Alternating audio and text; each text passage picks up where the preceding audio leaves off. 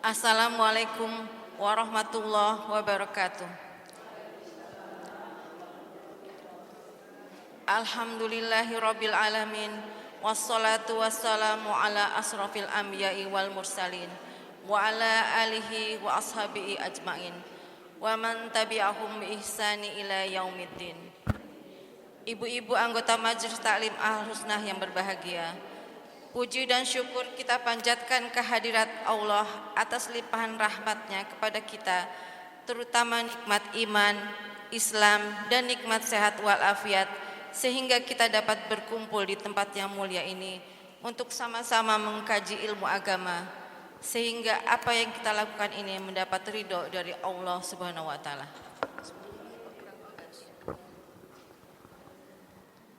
Salawat dan salam semoga tercurah kepada junjungan kita, panutan umat yang paling mulia akhlaknya, yaitu Nabi besar Muhammad sallallahu alaihi wasallam.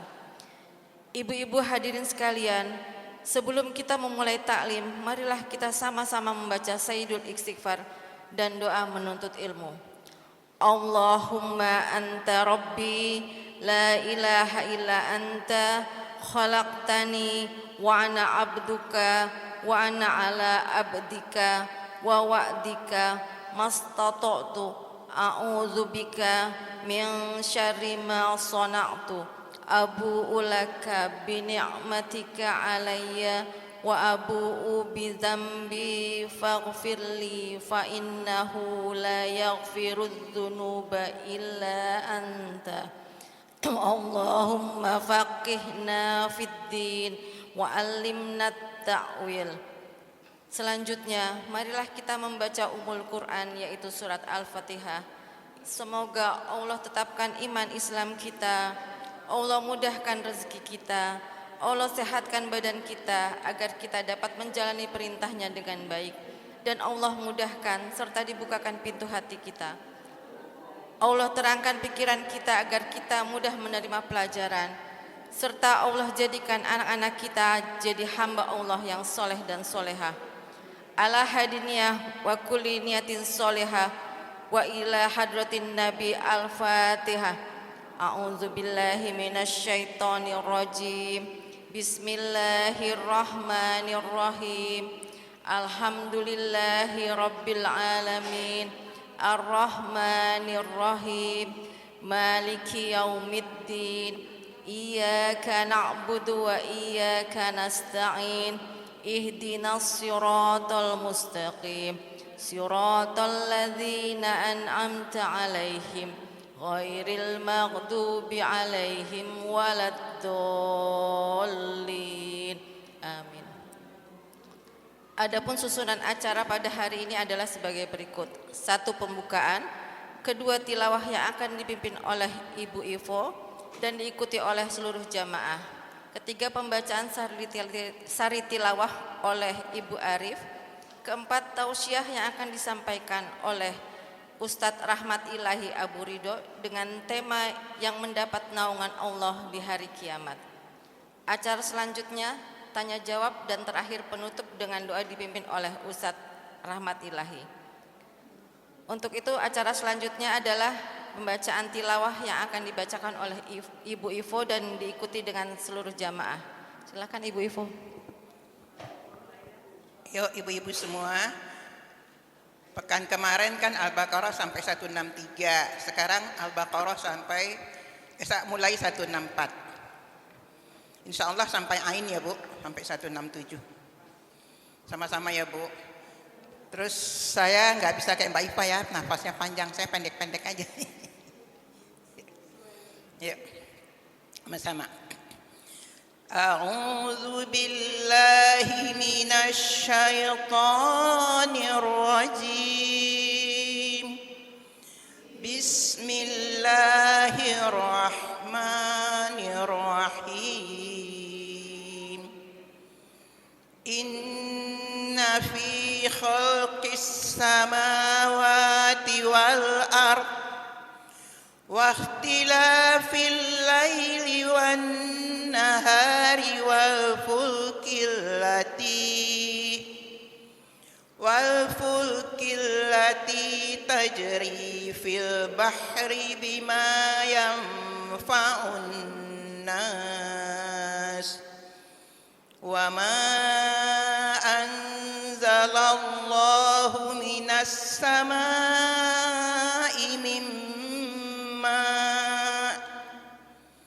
من ماء فأحيا به الأرض بعد موتها وبث فيها من كل دابة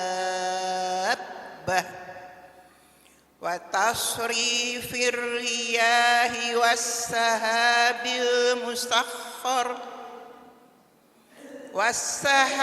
المسخر بين السماء والأرض لآيات لقوم يعقلون ومن الناس من يتخذ من دون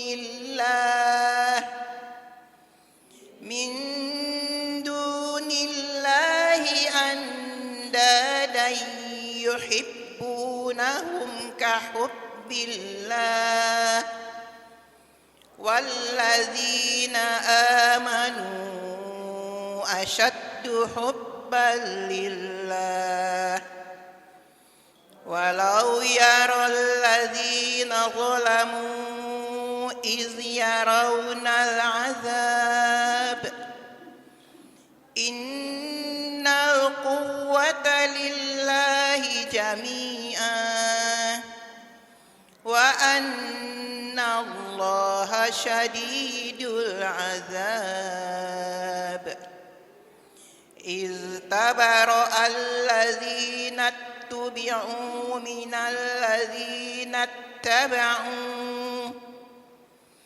من الذين اتبعوا ورأوا العذاب وتقطعت بهم الأسباب وقال الذين اتبعوا لو أن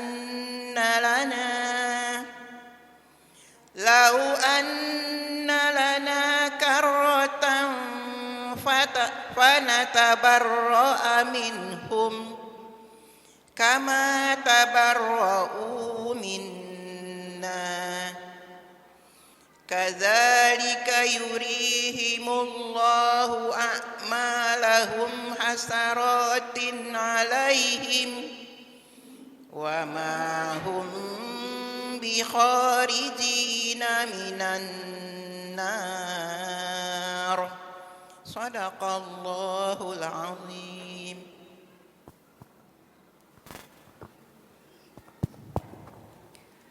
Aku berlindung kepada Allah dari godaan setan yang terkutuk. Dengan nama Allah yang Maha Pengasih lagi Maha Penyayang.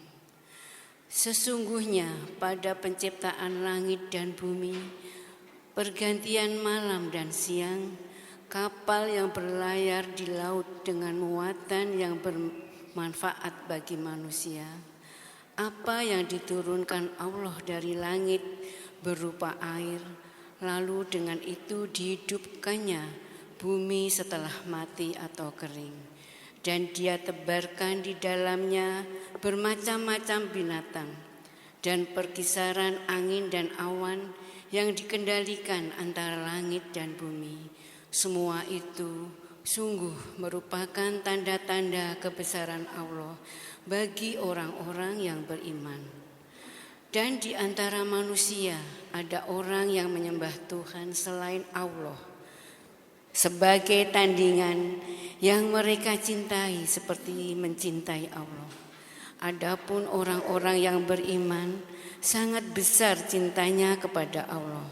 Sekiranya orang-orang yang berbuat zalim itu melihat ketika mereka melihat azab pada hari kiamat, bahwa kekuatan itu semuanya milik Allah dan bahwa Allah sangat berat azabnya, niscaya mereka menyesal. yaitu ketika orang-orang diikuti berlepas tangan dari orang-orang yang mengikuti, dan mereka melihat azab dan ketika segala hubungan antara mereka terputus. Dan orang-orang yang mengikuti berkata, sekiranya kami mendapat kesempatan kembali ke dunia, tentu kami akan berlepas tangan dari mereka, sebagaimana mereka berlepas tangan dari kami. Demikianlah Allah memperlihatkan kepada mereka perbuatan mereka yang menjadi penyesalan mereka, dan mereka tidak akan keluar dari api neraka. Baik, Ibu semuanya, bismillahirrahmanirrahim. Assalamualaikum warahmatullahi wabarakatuh.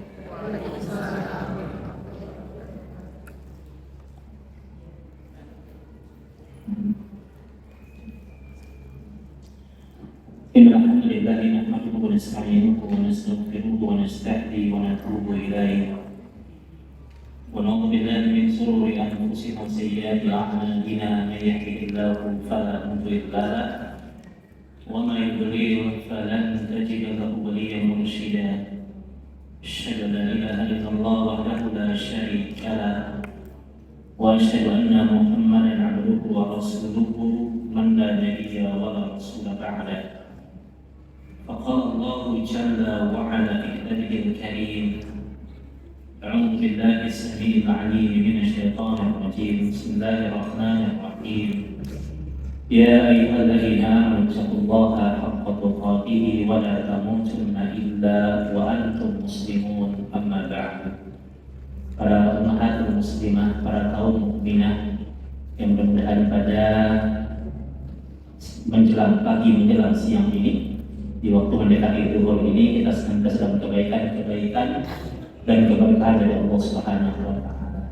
Amin ya Allah ya rabbal alamin. Ya, gimana kabarnya Ibu? Alhamdulillah sehat ya, masyaallah. Ya, mudah-mudahan ya senantiasa sehat ya, dijaga oleh Allah. Ya, mudah-mudahan setiap menit yang kita lewatkan menjadi sebuah catatan ibadah di hadapan Allah Subhanahu wa taala. Amin ya Allah ya rabbal alamin. Alhamdulillah, kita bersyukur pada Allah Subhanahu wa taala. Hari ini dengan kehendak Allah mengumpulkan kita di rumah Allah yang penuh keberkahan ini, yang penuh kebaikan ini. Ini sebuah kenikmatan yang terbesar. Karena kita harus ingat, apapun keadaan yang menimpa kita, apapun keadaan yang menimpa kita, sepanjang kita beriman kepada Allah, semuanya adalah keadaan yang terbaik. Semuanya adalah keadaan yang terbaik. Di sunnah Nabi di kitab Durusul Yaumiyah dikatakan, kalau ada kenikmatan yang menimpa kita, kalau ada kebaikan yang menimpa kita, maka bacalah alhamdulillahilladzi bi ni'matihi tatimmus shalihat. Jadi kalau ibu dapat kenikmatan ya, dapat anugerah, dapat kebaikan-kebaikan, bacaannya alhamdulillahilladzi bi ni'matihi tatimmus shalihat. Kalau ada musibah yang menimpa kita, kalau ada ujian dan cobaan yang menimpa kita, maka bacalah alhamdulillah ala kulli hal. Alhamdulillah ala kulli hal. Tetap dipuji Allah. Segala puji bagi Allah yang menetapkan semua keadaan. Ya, karena boleh jadi musibah yang menimpa kita itu kebaikan yang akan mengantarkan kita kepada keridhaan Allah. Maka kata Umar bin Khattab radhiyallahu taala anhu, kata beliau, kata Umar itu, aku tidak bisa membedakan mana yang nikmat dan mana yang musibah. Aku nggak bisa bedakan mana yang nikmat dan mana yang musibah, karena aku tidak tahu dari arah mana pintu surga itu akan memanggilku. Aku nggak tahu, kata Umar, dari arah mana pintu surga itu akan memanggilku. Maka masya Allah ya, kenikmatan boleh jadi musibah itu sebuah kenikmatan. Ya, boleh jadi musibah itu membawa anugerah. Maka apapun keadaan yang menimpa kita, semoga kebaikan-kebaikan di hadapan Allah Subhanahu wa taala. Jadi yang penting sikap kita ya, untuk senantiasa tidak pernah meninggalkan ibadah, tidak pernah kemudian meninggalkan keimanan kepada Allah Subhanahu wa Ta'ala. Ya. Dan insya Allah lelahnya kita dalam ketaatan kita di dunia, berlelah-lelah dalam ibadah di dunia, berlelah-lelah dalam ketaatan di dunia, maka insya Allah Ta'ala ini menjadi sebuah naungan, ya, naungan pertolongan Allah di hari akhirat nanti. Makanya kita penting untuk mengangkat tema tentang orang-orang yang akan dapatin naungan, karena kita akan bertemu dengan satu hari yang tidak ada pertolongan dari siapapun kecuali atas izin Allah Subhanahu wa Ta'ala. Kita butuh naungan, kita butuh pertolongan dari Allah Subhanahu wa Ta'ala di hari akhirat nanti. Ya, makanya di surat As-Su'ara, ya, As-Su'ara di ayat 88 sampai 89. As-Su'ara 88 sampai 89. Itu Allah ingatkan kita kata Allah Subhanahu wa Ta'ala, a'udzu billahi minasyaitonir rajim, yauma la yanfa'u malun wa la banun illa man atallaha biqalbin salim. Kata Allah, ingat hari akhirat. Hari akhirat itu kata Allah suatu hari yang tidak bermanfaat malun, tidak bermanfaat harta yang kalian miliki, harta yang kalian kejar, itu tidak bermanfaat. Wala banun, dan tidak bermanfaat anak keturunan yang kalian banggakan. Ya, yang kalian banggakan. Jadi ingat, di hari akhirat itu hari yang tidak bermanfaat apa? Malun wala banun, harta yang kita kejar, kemegahan dunia yang kita miliki, la yanfa', tidak bermanfaat. Wala banun, dan pada hari itu juga tidak bermanfaat keturunan, anak-anak, cucu yang kalian miliki. Illa man atallaha biqalbin salim, kecuali kalian datang menghadap Allah dengan hati yang selamat. Dengan hati yang selamat. Apa itu pengertian hati yang selamat? Ya, 3 ada makna hati yang selamat itu yang jadi naungan kita di hari akhirat nanti. Makna hati yang selamat itu adalah salimat fil aqidah, orang yang selamat akidahnya. Yang kedua salimat fil ibadah, yang kedua orang yang selamat ibadahnya. Yang ketiga salimatu fil akhlak, orang yang selamat akhlaknya atau budi pekertinya. Nah, ini 3. Akidahnya selamat, ya. Ya, akidah selamat itu adalah an-na'budallah wa la tusyriku bihi syai'an. Itu orang yang bertauhid kepada Allah dan tidak mempersekutukannya. Itu namanya akidah yang selamat. Banyak orang yang rajin duduk di majlis ilmu, rajin dia ke masjid, tapi kalau kemudian dia lagi sakit, kalau dia lagi galau umpamanya, yang dia datangi adalah para dukun. Nah, ini berarti akidahnya tidak selamat. Banyak orang yang rajin datang ke masjid, tapi dia masih percaya dengan satu perkara kemusyrikan yang disebut dengan tatoyur. Tahu itu tatoyur?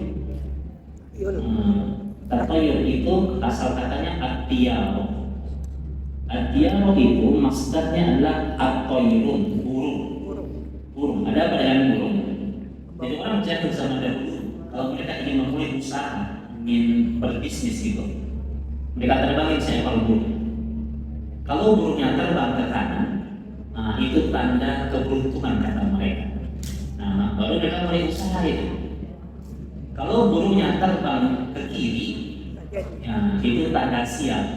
Nggak jadi usahanya, nggak jadi ya. Tanda sial, maka mereka nggak akan pernah memulai bisnisnya. Jadi nasib mereka itu dihukumi dengan seekor burung. Zaman terus berkembang, tapi itu dia berkembang menjadi luas. Kalau zaman sekarang bentuknya mungkin simbol-simbol tertentu.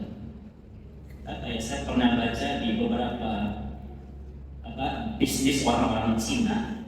Itu mereka ada istilah kayak feng shui ya, namanya kepala naga gitu ya. Nah, jadi kalau dia tempat dagang misalnya itu pasti posisi kepala naga ada dia, nah itu ada beruntung gitu. Nah ini termasuk fenomena kemusyrikan ini, musyrik atau bentuk simbol-simbol tertentu. Karena ada sekarang orang fenomena yang namanya dianggap angka 4 angka sial gitu, atau angka 13 dianggap angka sial gitu ya. Ini fenomena kemusyrikan ini. Makanya orang kalau jual rumah yang nomor 13 susah lakunya. Dianggap nomor sial. Insya Allah ya. Ini kemusyrikan ini, banyak orang yang rajin ibadah tapi masih punya fenomena seperti ini. Ya, punya keyakinan seperti ini. Ya. Makanya ibu-ibu kalau naik pesawat nggak ada bangku 13 nggak ada. Bangku nomor 13 nggak ada di pesawat. Kita kalau ke gedung yang tinggi, ke hotel umpamanya, itu nggak bakal ada kamar nomor 13. Diganti ya, kamarnya jadi kamar nomor 12A. Naik lift, coba lihat di makam itu, nggak ada tuh lantai nomor 13 nggak ada. Bayangkan ya, di dunia yang semodern ini, ya banyak orang kemudian meyakini ibadah sebagai bentuk angka sial. Ini orang yang rusak akidahnya, rusak tauhidnya. Ada kadang-kadang atau dianggap sesuatu yang akan mendatangkan keberuntungan. Tanda muncul nih gitu ya. Jadi kalau orang kemudian seperti tanda-tanda penglaris gitu. Nah, ibu-ibu umpamanya belanja ke tukang sayur pagi-pagi gitu. Karena ibu jadi pembeli yang pertama. Nanti duitnya diambil itu dia pakai gitu ya. Penglaris gitu. Tanpa kita sadari ini bagian dari bentuk kemusyrikan. Nah, inilah perkara yang akan menghalangi kita dari naungan di hari akhirat nanti. Ya, perkara yang sepele dalam pandangan kita, ya, tapi ini a'zam, perkara yang sangat besar dalam urusan agama Allah Subhanahu wa Ta'ala. Maka perkara yang akan menghalangi seseorang dari pertolongan di hari akhirat, dari syafa'atul uzma dari Nabi kita yang mulia sallallahu alaihi wasallam, perkara itu bernama perkara kemusyrikan. Jaga tauhid kita, jaga ibadah kita agar tidak dikotori oleh unsur-unsur kemusyrikan.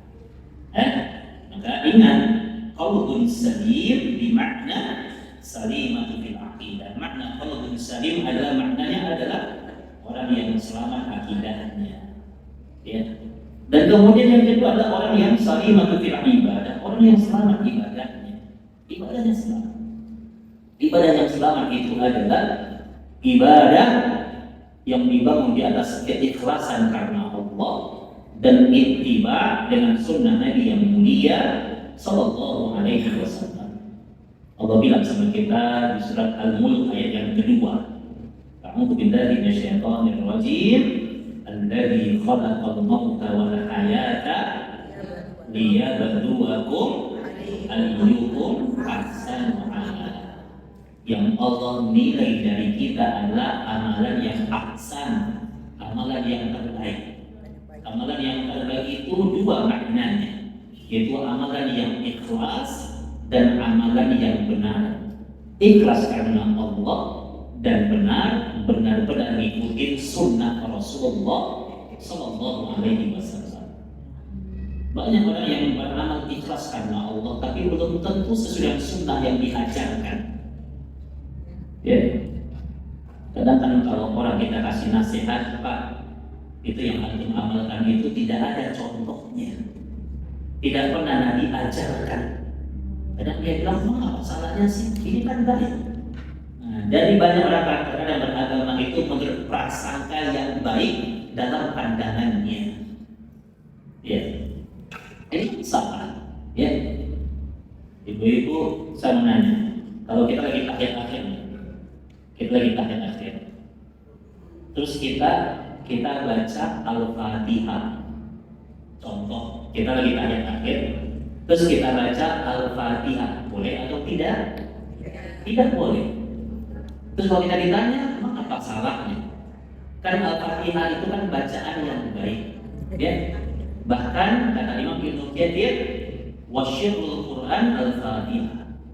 Inti dari semua Al-Quran itu terkandung dalam surat Al-Fatihah. Bayangkan, di antara semua bacaan yang ada di muka bumi ini, Al-Fatihah adalah bacaan yang terbaik. Ya. Tapi kenapa kok Al-Fatihah nggak boleh kita baca di saat tahiyat? Jawabannya karena setiap kebaikan itu ada tempatnya. Ya, maka ketika tahiyat bacanya adalah kalimat tahiyat, bacaan tahiyat, bukan Al-Fatihah. Ya, bukan karena Al-Fatihah tidak baik, justru Al-Fatihah itu baik. Karena baca Al-Fatihah ketika tahiyat itu tidak tepat pada tempatnya. Itu masalahnya kenapa? Nggak boleh orang ketika tahiyat baca Al-Fatihah. Makanya banyak orang-orang kalau kemudian dinasihati, Pak, itu tidak ada dalilnya. Ya, Pak, itu dalilnya palsu, Pak, itu dalilnya lemah. Kadang-kadang dia kembali protes, masalahnya sih ini kan baik kan tadi. Nah, jadi beragama itu nggak cukup dengan niat yang baik, nggak cukup dengan niat yang baik. Tapi ingat caranya juga harus baik dan benar. Di zaman Imam Hasan Al-Basri rahimahullah taala di sebuah kitab Risalah, ada seorang Arab Badui. Dia melaksanakan sholat sunnah qobliyah subuh. Dia laksanakan 3 rakaat. Padahal berapa rakaat? 2 rakaat. Apa sih keutamaan sunnah qobliyah subuh? Apa keutamaannya? Lebih baik dari seisinya. Karena kita rakaat ini qoblal fajri khairun minad dunya wa ma fiha. 2 rakaat sebelum subuh itu lebih baik daripada dunia dan seisinya. Dia laksanain 3 rakaat. Betul atau salah? Salah. Ketika dia sedang 3 rakaat disamperin sama Imam Hasan Al-Basri rahimahullah taala.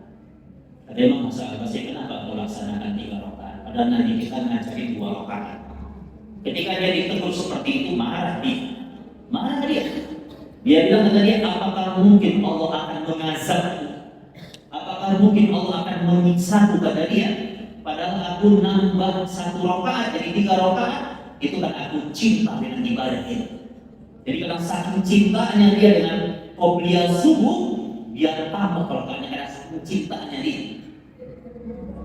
Masya Allah. Jadi orang kadang-kadang beragama mengada-ngada itu, ditambahin, dikurangin, itu bukan karena cinta, karena saking ikhlasnya dia.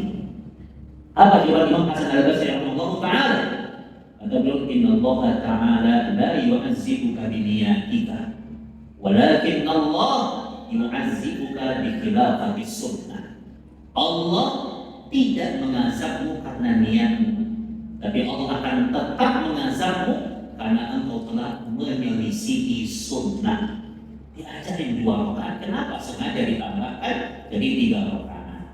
Jadi nggak boleh kita nambah-nambahin dia dalam beragama ini. Makanya orang yang nanti dapat menaungkan di hari kiamat itu adalah orang-orang yang beribadahnya benar, ibadahnya ikhlas sesuai dengan tuntunan yang diajarkan. Nah, ini faedah ya.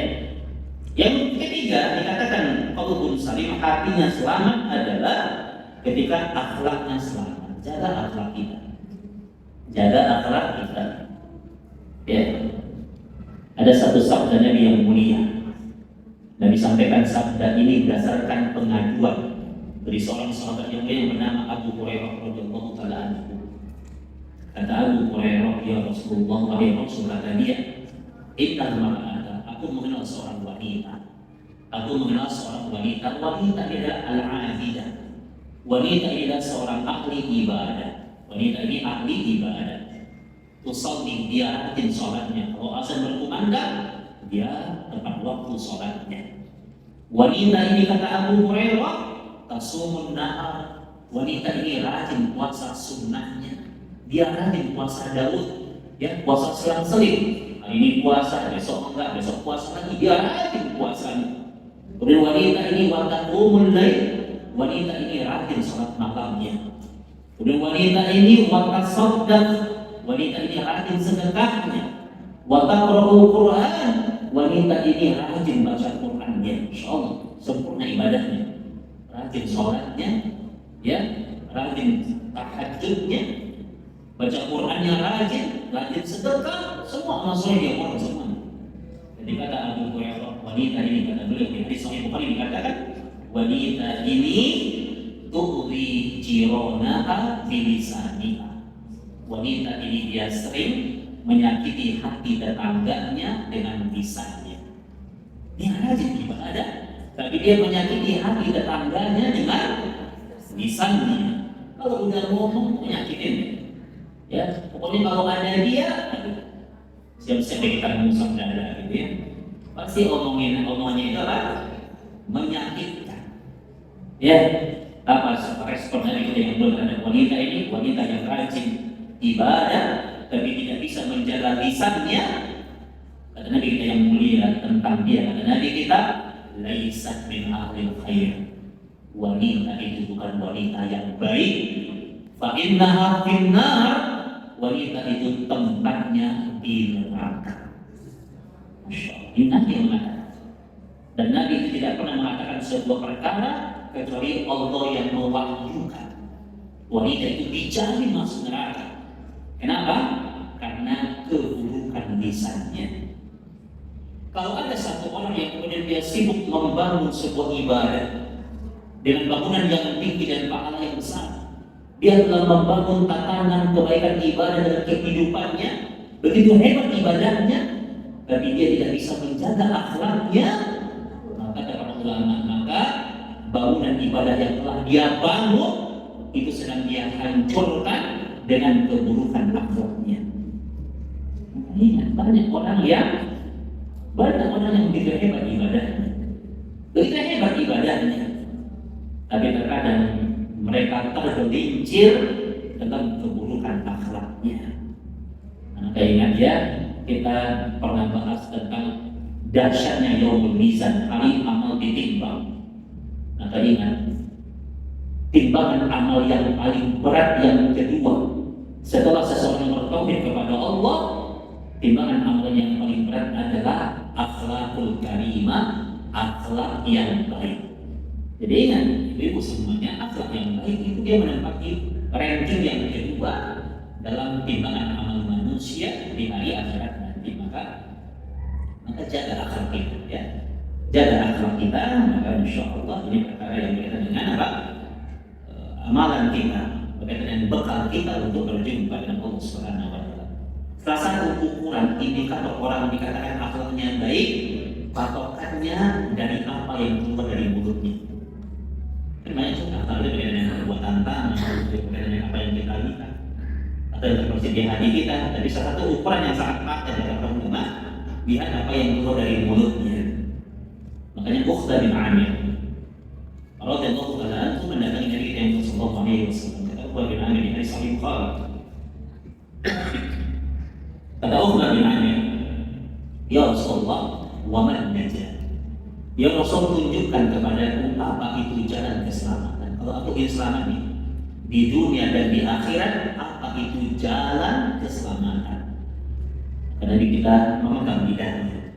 Nabi pegang lidahnya, Nabi kemudian Nabi lepas. Kata Nabi, kalau kau ingin selamat, amsik alaika lisan. Kata Nabi, kalau pengen selamat di dunia dan di akhirat, jaga ini. Jaga apa yang keluar dari mulut. Nah, Imam Al-Qurtubi memberikan sebuah komentar yang terbaik pada hadis ini. Kata beliau, nilaimu di hadapan Allah tergantung apa yang keluar dari mulut. Nilaimu di hadapan Allah tergantung apa yang keluar dari mulut. Kalau yang keluar adalah kalimat-kalimat kebaikan, begitu tinggi nilaimu di hadapan Allah. Tapi kalau yang keluar keburukan, maka setinggi apapun nilaimu di hadapan manusia, engkau rendah dan hina di hadapan Allah. Jaga lisan ini, Bu. Ya. Mu'adz bin Jabal radhiyallahu ta'ala anhu Sahih Bukhari.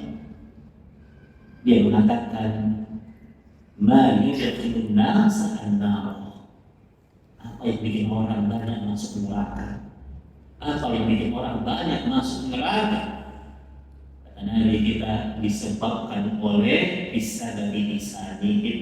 disebabkan oleh lisan mereka. Jadi lisan ini bikin orang banyak masuk neraka. Jadi lisan kita. Karena orang kalau udah marah, lidahnya nggak terkontrol ya. Orang udah marah, masya Allah macam-macam yang dia ngomongin. Ya, kalau ada orang marah. Ya, makanya kita mengatakan la taghdab wa lakal jannah. Jangan marah, bagimu surga. Orang yang bisa menahan amarahnya dijanjikan surga. Setiap orang bisa marah. Yang membedakan orang mulia atau enggak, dia bisa marah atau enggak. Itu yang membedakan. Orang selalu marah. Kadang toilet pindah ke mulutnya. Ya. Apa maksudnya itu? Semua kotoran diomongin sama dia. Coba lihat orang marah kadang toilet itu pindah ke mulutnya. Semuanya diomongin. Kotoran diomongin sama dia. Orang kalau marah kadang-kadang kebun binatang pindah ke mulutnya. Dia marah dia bisa absen itu nama binatang. Ya, kita hidup di sebuah zaman di mana banyak manusia itu punya sumbu pendek. Saya mau dikit bacok gitu ya. Udah saya mau dikit gitu. Kadang-kadang suka ada fenomena di lampu merah itu ya. Kadang kita yang ketabrak, dia yang lebih galak ya. Kita yang ketabrak, dia yang lebih galak. Ya Masya Allah, ya fitnah akhir zaman. Ya, maka jaga akhlak kita, jaga lisan kita. Masya Allah. Ini ada kisah yang menarik. Ada ulama besar, dua ulama besar. Dua-duanya ini adalah ulama terbaik yang pernah dimiliki oleh dunia Islam. Ulama ahli qiraah. Ulama ahli qiraah. Masya Allah. Mereka menjadi ulama yang telah melahirkan ulama-ulama yang lainnya. Jadi guru besar ini. Ya, namanya dua orang ini, Al-Kisai dan Al-Yazidi. Jadi dalam Al-Quran itu ada Al-Kisai, ada Al-Yazidi. Dua orang besar dari Kufah. Namanya ini Al-Kisai, Al-Yazidi. Jadi kisahnya tadi. Dua orang besar. Bahkan dari dua mereka ini mereka adalah banyak ulama-ulama yang alim dalam ilmu qiraah. Ya. Jadi kalau bicara hafal Quran, wah udah hafal ya kalau hafal Quran ya. Ini ahli qiraah. Jadi kalau orang yang jadi ahli qiraah, maka tidak lagi dikatakan ini udah masalah hafal, ini udah termasuk apa? Fondasi yang sangat dasar dalam kalangan ahli qiraah. Ini kalau hafal Quran udah pasti dia hafal Quran. Ya, qiraahnya dia hafal gitu kan. Suatu hari mereka bertemu di waktu maghrib, menjelang maghrib mereka bertemu. Jadi saat bertemu mereka ngobrol, tiba-tiba azan maghrib berkumandang. Azan maghrib berkumandang. Ya. Ketika azan maghrib berkumandang kemudian iqamah, kemudian kata Al-Yazidi, kata dia silakan taqaddam. Antum yang jadi imam, dia tunjuk Al-Kisai jadi imam sholat maghrib. Dan kita tahu ya sunahnya yang muda itu kalau sholat maghrib karena waktunya pendek, kita disunahkan di sholat maghrib itu di rakaat yang pertama baca Al-Kafirun, itu sunnahnya. Baca dari Sahih Bukhari. Jadi kalau sholat maghrib upayakan bacanya pendek. Rakaat pertama baca Al-Kafirun, rakaat kedua baca Al-Ikhlas. Kemudian Al-Kisah ini dia jadi imam, dia dibaca di rakaat pertama dia baca surat Al-Kafirun. Masya Allah, namanya juga ulama. Ulama itu manusia biasa. Ulama itu manusia yang biasa yang bisa tergelincir dalam kesalahan dan kekhilafan. Ketika dia baca surat Al-Kafirun, tiba-tiba dia salah. Al-Kafirun, mutar-mutar tuh. Wala ana a'budu ma'abatu, wala antum a'buduna ma'abudu. Mutar lagi, wala ana a'budu. Ya, ini bukti ulama juga manusia. Ulama besar ini. Ya, jangankan Quran tidak punya semua tafsir hafal dia. Ilmu qiraah hafal dia, ulama besar ini. Mutar-mutar bacanya. Wala ana a'budu ma'abatum, wala antum a'buduna ma'abudu. Apa? Kemudian apa? Kemudian ketemu lagi ayat yang pertama, mutar-mutar bacanya. Enggak ada ketemu. Habis salat, assalamualaikum warahmatullahi wabarakatuh. Apa ini? Ya, itu faktanya. Qadar Allah yang memberi kehendak. Ketika dia lagi merenung itu kemudian dia menyesal menyesal, dia istighfar berkali-kali, dia istighfar, ya Allah salah ini sampai lupa ini. Ya. Kemudian datang oleh Al-Yazidi. Al-Yazidi ini juga seorang ulama besar ahli jawab. Kata Al-Yazidi, diledek dia. Masa Al-Kisai kata dia, seorang ulama terbaik di Kufah, ya, yang telah melahirkan ribuan ulama yang lain, masa baca Al-Kafir doang gak beres? Diledekin dia, dibully dia. Masa baca Al-Kafir doang gak beres? Ya, Masya Allah. Kemudian dia istighfar. Dia diam aja, dia istighfar. Tiba-tiba, kemudian ketika mereka dialog, tiba-tiba masuk waktu sholat Isya. Tadi maghrib dan Isya. Kemudian ketika Isya masuk, kemudian kata ahli kisah, karena dia udah sholat aja, dia bilang, "Apa dan ya Yazid? Sekarang antum yang mati. Antum yang jadi imam." Kemudian ahli Yazid jadi imam. Ulama besar ini ya. Tiba-tiba ketika ahli Yazid jadi imam, Masya Allah, Allah berkehendak, dibayar kontak sama Allah. Al-Yazidi dia lupa baca Al-Fatihah. Dia lupa baca Al-Fatihah. Bu, ibu sambil orang begini baca Al-Fatihah lancar betul. Allah Maha berkehendak. Lupa baca Al-Fatihah. Allah. Anak TK sambil merem sambil main naik sepeda suruh baca Al-Fatihah. Kalau tuh anak TK itu ulama besar ini. Lupa dia baca Al-Fatihah. Ya Allah, habis sholat dia kemudian ya Allah. Kemudian dia disampaikan oleh Al-Kisai. Kata Al-Kisai, ya imam, wahai ulama kata dia, pas lisan. Dia bilang jaga lisan. Kata dia ngebully dia, jaga lisan. Kata dia.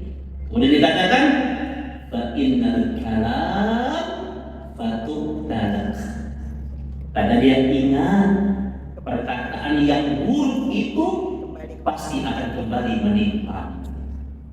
Jadi ada di orang kalau dia pernah mencela orang, ngebully orang, cepat atau lambat sebelum dia meninggal dunia. Sebelum dia meninggal dunia, dia akan menerima apa yang pernah keburukan yang pernah dia sampaikan. Itu dia dibayar kontak oleh Allah. Ya, jadi Masya Allah ya, bahasa tak baca Al-Fatihah ya. Kita ambil perannya kita bisa itu Al-Fatihah ya. Masya Allah. Lihat bagaimana Allah itu sayang sama para ulama kita ya, ketika mereka salah itu oleh Allah. Ya, supaya kemudian apa tidak larut dalam kesalahan. Nah, ikhwan fillah azanallahu wa iyyakum maka jangan bisa. Nilaimu di hadapan Allah itu tergantung apa yang keluar dari mulutmu. Ya, jangan bisa. Masya Allah. Khalifidin azanallahu wa iyyakum. Ya, maka di hari akhirat nanti maka kita harus kita jaga akidah kita, jaga ibadah kita, jaga akhlak kita, maka kita akan mendapatkan naungan di hari akhirat nanti. Hari akhirat adalah hari yang sangat dahsyat. Di hari Sahih Bukhari Nabi kita mengatakan, ya ayyuhan nas, kata Nabi, wahai semua manusia, innakum tuhsaruna ila yaumil qiyamah, nanti kalian akan dibangkitkan pada hari kiamat. Nanti kalian akan dibangkitkan pada hari kiamat dalam keadaan ufatan, uratan, qurban. Nanti kalian dibangkitkan pada hari kiamat dalam keadaan tidak beralas kaki, tidak beralas kaki, tidak berpakaian, ya qurban, dan belum dikitan. Jadi orang dibangkitkan di hari kiamat itu dalam keadaan apa?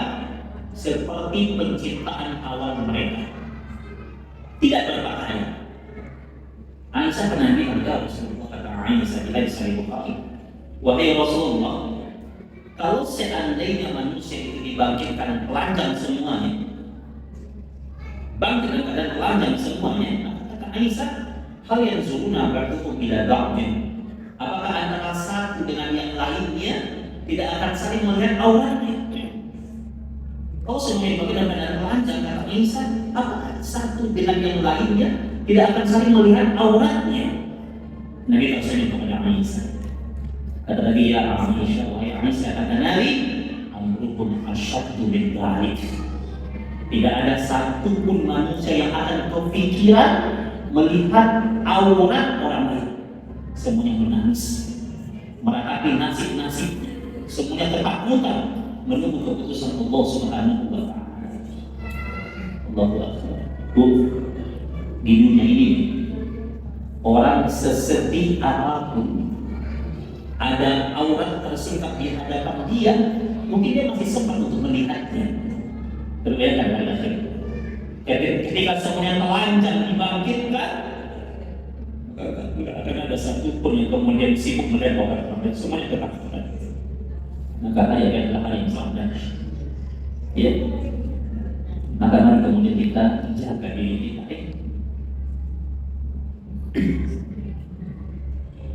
Di hari itu kata Allah Subhanahu wa Ta'ala,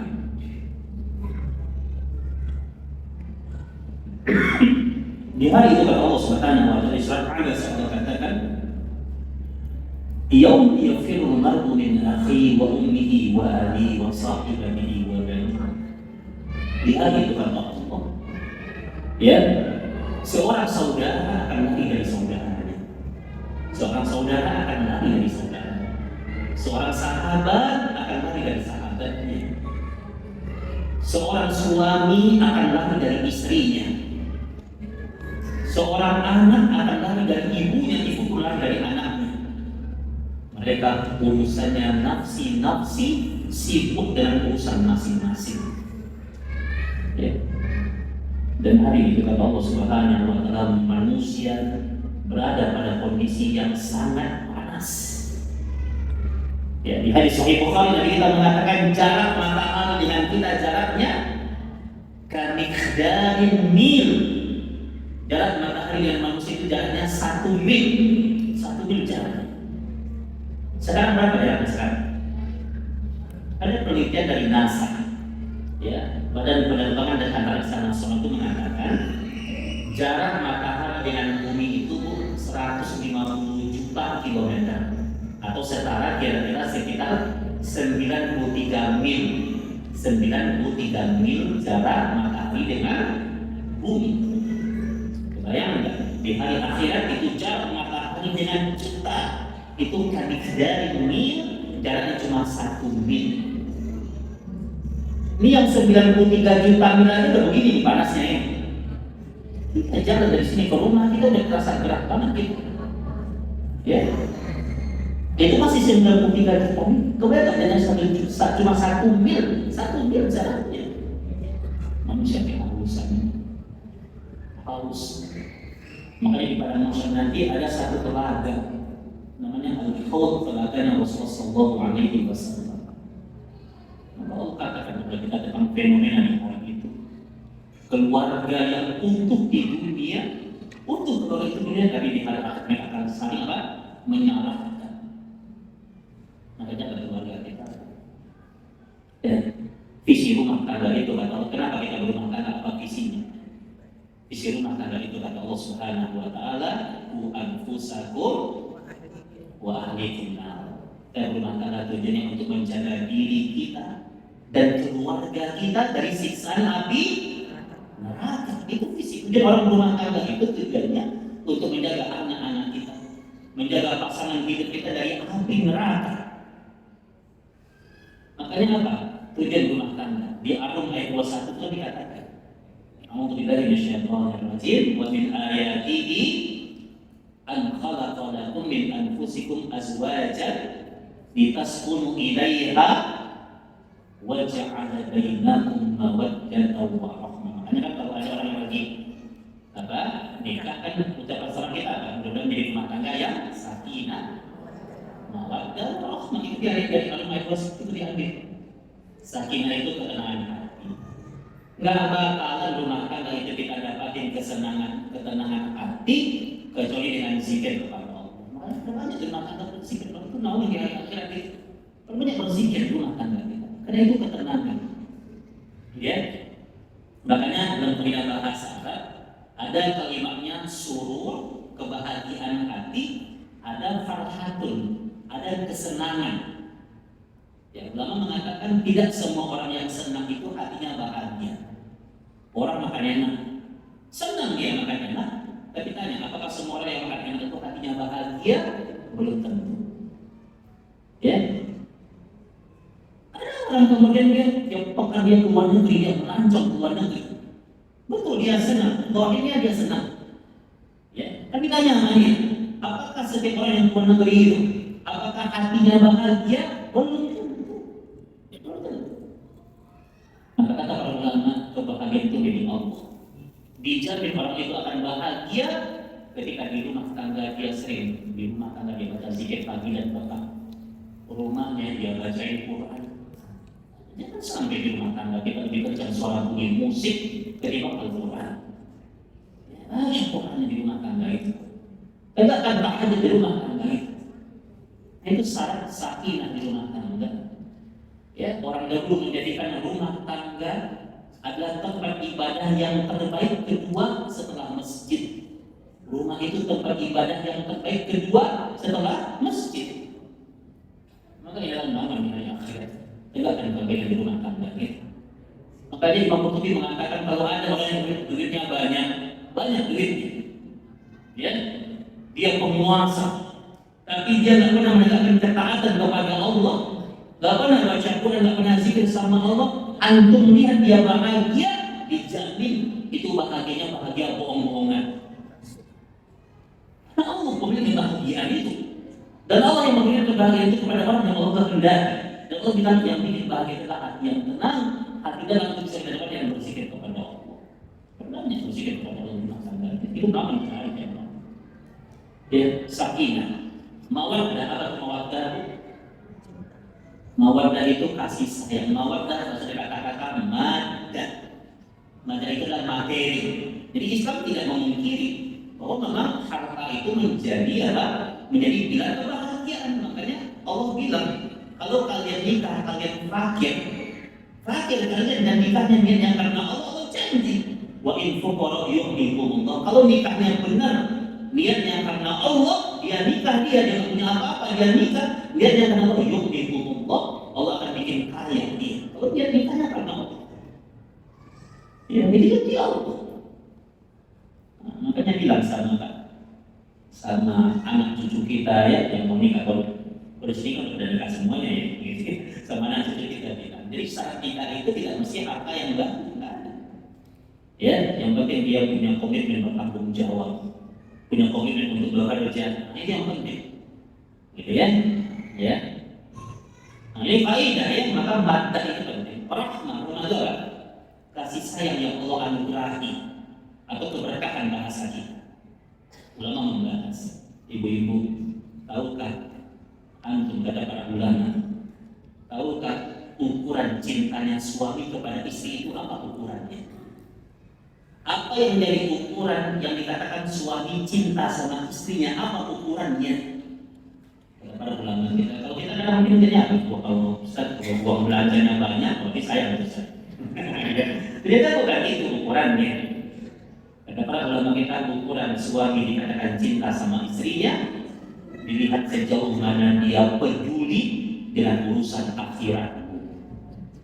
Suami mungkin dikatakan dia cinta kepadamu, bukan dia kemudian dia beliin engkau emas pergian tiap hari, bukan itu ukurannya. Bukan kemudian dia ngasih nafkah yang banyak, jadi bukan itu ukuran. Pasangan itu dikatakan dia cinta kepadamu ketika dia peduli dengan urusan agama. Engkau keluar rumah, engkau buka aurat, marah dia, buka aurat. Karena dia ingin mendapatkan dari sisi Allah Subhanahu wa taala, marah dia. Ketika masuk waktu sholat dia katakan, ya, Bu, ayo kita sholat. Ini kan dikali. Ibu pagi ini dia baca zikir pagi atau zikir pagi petang dulu. Ya, nanti di petang hari dia ingatkan dia baca zikir petang dulu. Dia ingatkan. Maka ukuran suami itu dikatakan dia cinta sama istrinya sejauh mana dia peduli dengan urusan akhirat. Ya mana buat saya bermaksud kepada Allah. Isinya sibuk, betul, wah lagi ada datang tamu gitu. Oh ternyata ngomongin orang. Mana dia jangan ngomongin orang. Ya, karena dia ingin berumah tangga sama istrinya itu tidak hanya sehidup semati. Dia ingin bersama istrinya adalah sehidup sesurga. Itu yang dia inginkan. Dia ingin dengan istri itu sehidup sesurga. Itu dia inginkan. Ini, ya, ini ukurannya. Ya, maka orang yang seperti ini nanti di hari akhirat mereka akan saling membela di hadapan Allah Subhanahu wa taala. Maka jangan dimakan lagi. Ibu juga demikian ya. Ibu taati suaminya. Suami itu jalan surga bagi ibu ya. Sebut apapun suami, sebut apapun dia, kalau yang dia suruh ada sesuatu yang tidak bertentangan dengan agama Allah, taati dia. Taati dia. Ya, Masya Allah ya. Suami itu dia telah berjuang untuk kita ya. Dia makin-makin berjuang untuk keluarga. Saya kadang kalau habis kajian, habis diskusi sama teman-teman, kadang suka duduk-duduk ya depan Islamic Center, suka ngobrol. Kadang-kadang kalau kita lihat di jalan raya kita masih melihat itu jam 11 malam, jam 12 malam masih ada bapak-bapak yang bapak-bapak tukang ojek gitu. Sampai segitunya luar biasa orang dari apa untuk keluarga. Ya kadang hujan malam hari, hujan untuk siapa itu? Untuk ibu-ibu, untuk istri, untuk anak-anak. Ada beberapa kemudian kita lihat jam 12:30 masih ada bapak-bapak yang dorong-dorong gitu ya. Untuk siapa itu? Untuk istrinya, untuk anak-anaknya nih. Dia berjuang nih.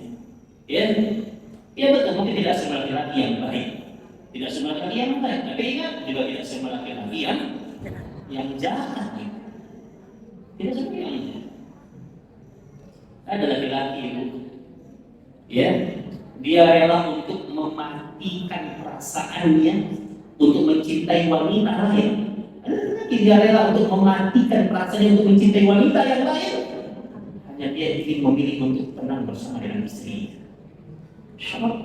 Ya kan ujian kita laki-laki kan itu kan beda ujiannya. Al-Quran mengatakan ibu-ibu ujian yang fitnahnya ada pada sisi harta. Tapi laki-laki itu difitnah ujiannya pada sisi wanita. Beda ujiannya. Para wanita Allah bilang ujiannya ada sisi harta, keindahan harta. Tapi laki-laki diuji dengan wanita, itu ujiannya. Ada laki-laki pun dia rela untuk matiin perasaannya. Padahal fitrahnya itu Allah berikan dia fitrah untuk mencintai wanita yang lain, tapi dia rela untuk matiin perasaannya itu dari dia memilih untuk tenang bersama dengan istri. Masya Allah. Ya, maka ingat pintu surga. Ya, wanita itu ada di suaminya. Ya, sepanjang kemudian yang dia sudah hal-hal yang baik ya maka laksanakan. Ibu-ibu ini kan Masya Allah ya, kalau bicara masalah ibadah kalau bapak-bapak tuh ya, Al-Quran bilang ibu-ibu itu ahli ibadah gitu. Cuma letak ujian ibu-ibu itu adalah mentaati suami gitu ya. Kita kalau nyari wanita yang kemudian dia bisa tahajud sepanjang malam gitu kan. Wanita yang bisa tahajud sepanjang malam, wanita yang ahli baca Quran banyak, wanita yang ahli puasa sunnah banyak, wanita yang rajin duduk di majelis ilmu banyak. Tapi wanita yang bisa minta maaf sama suaminya, wah tunggu dulu Ustaz. Ya bisa. Ibu kalau dipilih ibu minimal ya minta maaf sama suami atau sholat tarawih 71 rakaat. Tarawih 7 rakaat. Ogah minta maaf. Wanita itu ahli ibadah Masya Allah. Tapi itu surganya. Kenapa dikasih surga? Kan memang berat ujiannya. Ada kalau kita maka agamanya dia nggak sholat Ustaz. Dia bukan suami yang ideal, tapi di situ ujiannya. Masya Allah. Ya. Maka kalau orang kemudian dia membangun rumah tangga di atas ketaatan kepada Allah menjadi mau kan nanti Allah bilang yauma la yanfa'u malun wala banun, hari akhirat, hari yang tidak ada manfaat, hari yang kemudian kalian akan saling bermusuhan dari para keluarga yang membina kebaikan-kebaikan di dunia, maka nanti di hari akhirat akan saling membela di hadapan Allah. Atau di dunia kemudian ada satu keluarga saling ingatkan dalam kebaikan, ya, saling ingatkan dalam ketaatan kepada di hari akhir mereka akan saling membela di hadapan Allah. Maka ingat kalau menghadap bisa yang kepada Allah, maka mari kemudian apa? Kita tahu ketaatan itu berawal dari rumah tangga kita, ya. Dan ini dahsyatnya hari akhir. Matahari itu didekatkan saat pemilu manusia kepada sebagaimana sebuah riwayat yang sahih. Dan sebuah riwayat yang sahih, Allah bilang sama kita, ya, bisa nabinya yang mulia, manusia itu hari sahih manusia itu akan terbenam oleh keringatnya. Saya ulangi, ini hadis sahih riwayat Ahmad hadis ini, akhrajahu Ahmad. Manusia itu akan terbenam oleh keringatnya. Kan kalau kita pikir secara logika kan nggak mungkin. Kita di dunia ini sepanas apapun kita kan nggak ada keringat yang terbenam, dan keringat kan, itu hilang ya kan. Makanya akhir itu harinya nggak bisa kita maknai secara logika. Nggak bisa kita bermain logika. Ya. Tapi ini adalah hal yang baik untuk kita imani. Ada orang yang tenggelam keringatnya itu naik ya sebatas kulitnya. Ada keringat itu sampai ke lututnya. Ada keringat itu sampai ke pusarnya. Ada keringat itu sampai ke dadanya. Keringatnya sampai ke dada ya. Bahkan ada yang sampai ke mulutnya. Nggak bisa kita kena salah logika. Tapi wajib kita imani. Ini Allah yang mengatakan. Karena saking dahsyatnya hari itu akan ada manusia yang terbenam oleh keringatnya karena saking panasnya hari itu. Ya. Dan bisa gitu akan ada manusia yang sibuk untuk kita. Ketika nggak ada keluarga dari siapapun, ketika keluarga kita menjauh dari kita, anak-anak kita menjauh dari kita, ketika itu akan ada manusia yang sibuk untuk kita. Siapa dia? Rasulullah SAW. Nabi kita itu punya satu syafaat, dan syafaat itu akan diberikan kepada orang-orang yang mencintai beliau, orang-orang yang merindukan beliau, orang-orang yang ittiba dengan sunnah-sunnah beliau, ya. Dan Rasul akan menolong mereka. Mereka akan dapatin al-haud telaga, ada telaga. Ketika nanti orang meniti asyirat, apa asyirat? Jembatan, ya. Allah mendefinisikan syirat adalah al-jasru ala dhahri jahannam. Sebuah jembatan yang tajam, jembatan yang kecil, yang halus, yang Allah bentangkan di punggung neraka jahannam. Syiratnya. Nabi kita akan menanti kita, Nabi kita menunggu kita. Maka Masya Allah, inilah hidupnya hari ini adalah bulan Maulid ya. Ada kecintaan kita untuk berjumpa dengan Rasulullah SAW, manusia yang terbaik. Perhatikan ini di akhir kajian kita ya. Ada satu hadis yang sahih. Hadis ini terdapat dalam kitab Humus Riyadhus Shalihin, satu kitab yang menjadi rujukan dalam syarah Riyadhus Shalihin. Hadis ini juga diungkapkan dalam kitab Fathul Bari. Ya, perhatikan hadisnya. Syekh Muhammad bin Shalih Al-Utsaimin cerita nanti kata beliau dulu ketika Masjid Nabawi di Madinah pertama kali dibangun, Masjid Nabawi itu dibangun dengan sangat-sangat sederhana. Pertama kali dibangun oleh Rasulullah SAW, masjid itu dibangun dengan sangat-sangat sederhana. Di depan masjid, ini masjid ini, itu ada pohon kurma. Ada pohon kurma. Di depan masjid itu ada pohon kurma. Kemudian Nabi, ketika Nabi memberikan nasihat kepada sahabatnya, pohon kurma itu Nabi sering bersandar. Kalau Nabi habis ngasih nasihat, Nabi bersandar di pohon kurma itu bersandar. Sesekali Nabi sering memegang pohon kurma itu, dipegang sampai pohon kurma itu, dan Nabi memberikan nasihat kepada sahabatnya. Seiring dengan perjalanan waktu, tiba-tiba penduduk Ansor, sahabat dari Madinah, itu membangunkan untuk Nabi di samping pohon kurma itu. Nabi bangunkan apa? Dibangunkan untuk Nabi, yaitu mimbar. Dan kita tahu mimbar Nabi itu kayak tangga itu, mimbar Nabi itu. Sejak saat itu Nabi, kalau Nabi berdakwah kepada sahabatnya, ngasih nasihat kepada sahabatnya, Nabi itu naik mimbarnya. Dan Nabi sudah tidak lagi apa? Menyandang di pohon kurma. Jadi Nabi naik apa?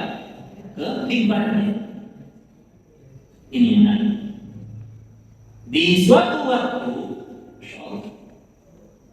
ketika Nabi menyampaikan nasihat kepada sahabatnya, tiba-tiba dalam keheningan menyampaikan nasihat, tiba-tiba Nabi mendengar ada suara seperti anak kecil menangis.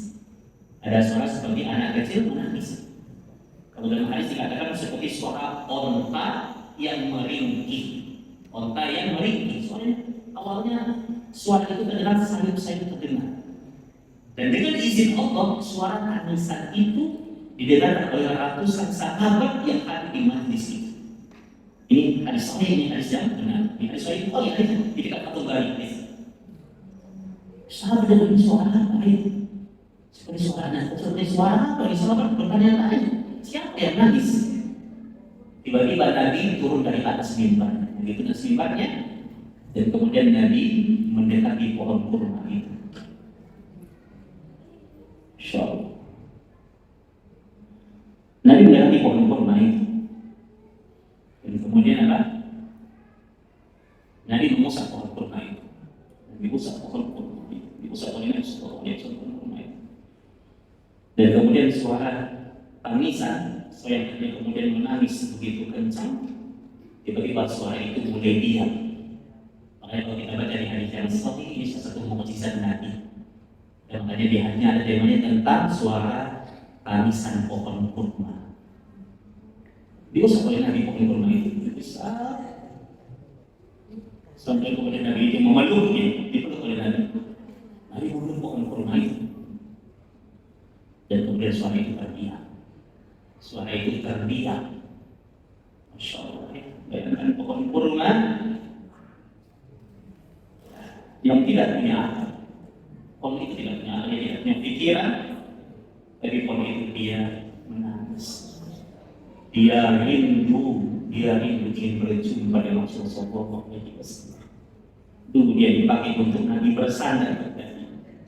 Nabinya dalam hadis, Nabi sering memegang dia, Nabi sering mencak mimbar dibangun, Nabi nggak pernah lagi bersandar sama dia, dia rindu. Ya, Insya Allah ya. Coba tanya hati kita, ada nggak kita kerindu untuk berjumpa dengan Rasulullah sallallahu alaihi wasallam? Ada satu perkataan di kitab Fathul Bari yang disampaikan oleh Imam Hasan Al-Basri rahimahullah ta'ala. Kata Imam Hasan Al-Basri, kata beliau, ya maksarul muslimin, ya maksarul muslimin.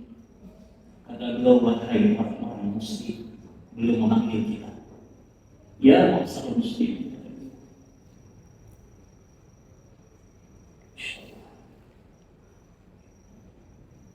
Kata beliau, inna qasabadah dahil ila Rasulullah sallallahu alaihi wasallam biqa'ihi. Kata beliau, tahukah kalian, kata beliau, inna qasabadah, sesungguhnya kurma itu takin dia nangis, takin ila Rasulullah sallallahu alaihi wasallam biqa'ihi. Pohon kurma itu dia menangis karena dia rindu ingin berjumpa dengan Rasulullah sallallahu alaihi wasallam. Walaupun itu dia nangis, dia ingin berjumpa dengan Rasulullah sallallahu alaihi wasallam. Dan kemudian kata beliau,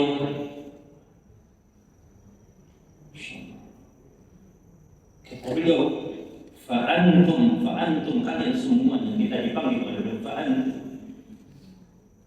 fa'antum ahaqqu mustaqim ilaihi. Maka kata siapapun kalian semuanya umat Rasulullah sallallahu alaihi wasallam, artinya kalian berhak untuk lebih rindu daripada pohon kurma itu. Bayangkan pohon kurma itu tidak punya akal, dia nangis ingin berjumpa dengan Rasulullah sallallahu alaihi wasallam. Jasanya Nabi kita kepada kita ibu-ibu, jasa beliau itu lebih besar daripada jasa ibu kandung kita. Jasanya kita yang mulia, jasanya lebih besar dari jasa ibu kandung kita. Di zaman jahiliyah, anak-anak wanita itu dibunuh, disembelih, dikubur hidup-hidup. Kehidupan para wanita mulai ada ketika Rasul mendakwakan yang hak. Beliau adalah pahlawan yang sesungguhnya. Ketika beliau meninggal dunia di saat sakaratul maut, siapa yang beringat? Di saat sakaratul maut, siapa yang beringat? Bukan istri-istrinya, bukan anak-anak. Di saat nafasnya tersengal-sengal, yang berbilang sama Jibril, kata beliau, ya Jibril, ummati, wahai Jibril. Umat Allah hiji menuntut beliau dan beliau rindu sama kita. Rasul kita yang mulai rindu sama kita. Simak di hadis Sahih Bukhari. Beliau pernah bertemu dengan sahabatnya. Tapi bukan dan beliau. Ana mustahakum ila ikhwani. Jadi wahai sahabatku, aku rindu dengan saudara-saudara. Aku rindu dengan saudara. Maka kata sahabat itu Rasul berkata, ini saudaramu ya Rasulullah. Kata Rasul, enggak, kalian adalah sahabat.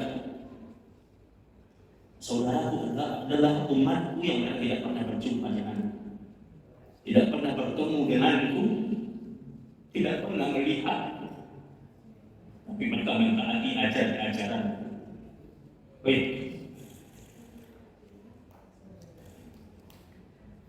Rasul kita rindu berjumpa dengan kita.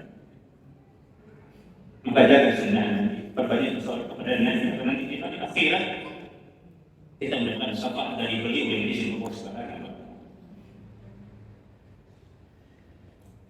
Mungkin ini yang kita pada hari ini. Mari kita sudah mau masuk waktu duhur, kita akhirkan ini. Setelah kita berdoa, kita bermunajat.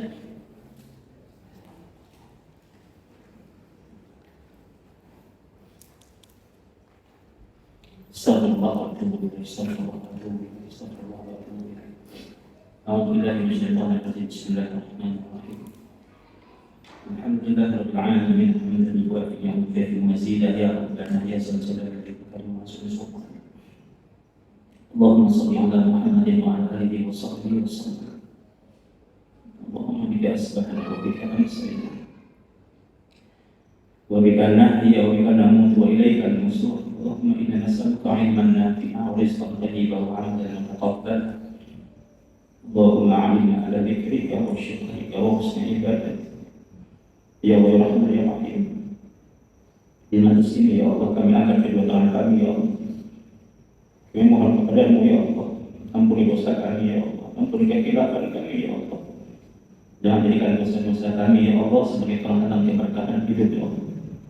Jangan jadikan dosa-dosa kami ya Allah penghalang kekhusyuan kami beribadah ya Allah. Jangan jadikan dosa-dosa kami ya Allah penghalang kesolehan anak-anak kami ya Allah. Ampuni kami ya Allah, ampuni bimbing kami kepada jalan yang Kau ridhoi ya Allah. Ya Allah, jangan biarkan setiap orang yang keluar dari majlis ini, dari tempat ini ya Allah, kecuali Kau telah memaafkan kesalahannya ya Allah. Jika mereka sedang sulit, berikan mereka jalan keluar ya Allah, lapangkan urusan mereka ya Allah. Jika mereka sedang sakit ya Allah, sehatkan mereka ya Allah, sehatkan mereka ya Allah. Ya Allah, kami ini makhluk yang dhaif, kami lemah ya Allah. Engkau yang maha kuat ya Allah. Jadikan ya Allah sakit hati yang pernah kami terima, kekecewaan yang pernah kami terima, jadikan sebuah ladang pahala yang besar di hadapan-Mu ya Allah. Ya Allah, di majlis yang penuh kebaikan dan keberkahan ini kami juga minta kepada-Mu ya Allah. Ampuni dosa kedua orang tua kami ya Allah. Sayangi ayah dan ibu kami ya Allah. Karena jasa-jasa mereka ya Allah, jasa-jasa mereka ya Allah membuat kami memahami agama ini ya Allah. Mereka berjuang apapun untuk anaknya ya Allah. Mereka rela untuk tidak makan asalkan anak tetap kenyang ya Allah. Mereka rela menanggung beratnya beban kehidupan demi anak-anaknya ya Allah. Mereka rela menanggung malu asalkan anaknya bisa senang ya Allah. Ya Allah, kami mohon kepada-Mu sayangi kedua orang tua kami ya Allah. Ya Allah, halalkan ya Allah, halalkan darah ibu kami yang mengalir dan melahirkan kami ya Allah.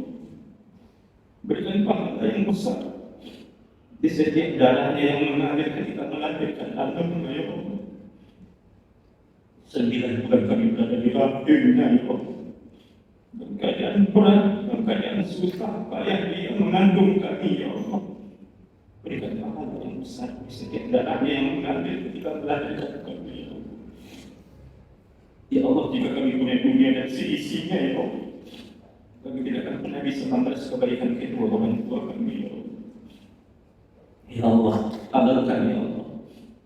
Halalkan keringat ayah kami, ya Allah. Yang telah berjuang untuk kami, halalkan keringat ayah kami, ya Allah. Berikan pahala yang besar di setiap keringat yang mengalir untuk anak-anaknya, ya Allah. Pagi siang malam dia bekerja untuk anaknya, ya Allah. Kadang-kadang dia pura-pura sehat, padahal dia sedang sakit, ya Allah. Dan dia tetap berjuang untuk anak-anaknya, ya Allah. Ya Allah, dia hanya ingin nasib anaknya lebih baik daripada nasib dia, ya Allah. Berikan pahala yang besar di setiap keringat yang mengalir, ya Allah. Ya Allah, halalkan, ya Allah. Halalkan air susu ibu kami, ya Allah. Yang telah jadi darah dan daging dalam tubuh kami, halalkan, ya Allah. Jadikan setiap amal ibadah yang kami lakukan menarik pahalanya untuk kedua orang tua kami, ya Allah. Ya Allah, ya Rahman, ya Rahim. Demi nama-Mu yang mulia, ya Allah. Tidak ada satupun kenikmatan dunia yang hari ini kami nikmati, ya Allah. Kecuali semua kenikmatan dunia ini kami peroleh karena tulusnya doa orang tua kami, ya Allah. Setiap malam, ya Allah, ibu kami, ya Allah. Setiap malam ibu kami, ya Allah, duduk di atas sejadahnya, ya Allah. Dia angkat tangannya, ya Allah. Dia sebut nama anaknya, ya Allah. Setiap malam, ya Allah, ayah dan ibu kami, ya Allah, menangis untuk kami, ya Allah. Setiap perjalanan kehidupan kami tidak lepas dari doa orang tua kami, ya Allah. Dan ketika mereka masih hidup, kami tidak sempat, ya Allah, berbakti kepada mereka, ya Allah. Ketika mereka meninggal dunia, hilang sebagai pintu surga itu dari kehidupan kami, ya Allah. Ya Allah, kami mohon kepada-Mu, ya Allah, balas kebaikan mereka, ya Allah. Ya Allah, dulu ketika kami masih sekolah, ya Allah, dibimbing tangan kami, diantarkan kami untuk belajar, ya Allah. Ditata wajah kami, ya Allah. Dia ingin anaknya lebih baik daripada dia, ya Allah. Dan kami tidak sempat untuk membalas kebaikan mereka, ya Allah. Dulu kata-kata kami, ya Allah, kata-kata kami pernah menyakiti hati mereka, ya Allah. Mereka pernah merindu, ya Allah. Pernah merindu untuk berjumpa dengan anaknya, ya Allah. Dan kami tidak mampu untuk memenuhinya, ya Allah. Ya Allah, kami mohon kepada-Mu, ya Allah. Berikan kami pengertian dan bersama orang-orang yang kami cintai, ya Allah. Jadikan kami tetangga bersama Rasul-Mu yang mulia, ya Allah. Ya Rabbal Alamin, ya Allah. Berikan kami dalam keimanan, ya Allah. Dan wafatkan kami dalam keimanan. Allahumma rabbana ظلمنا أنفسنا وإن لم تغفر لنا وترحمنا لنكونن من الخاسرين. اللهم ربنا آتنا في الدنيا حسنة وفي الآخرة حسنة وقنا عذاب النار. والحمد لله رب العالمين. سبحانه وبحمده أستغفرك وأتوب إليك. السلام عليكم.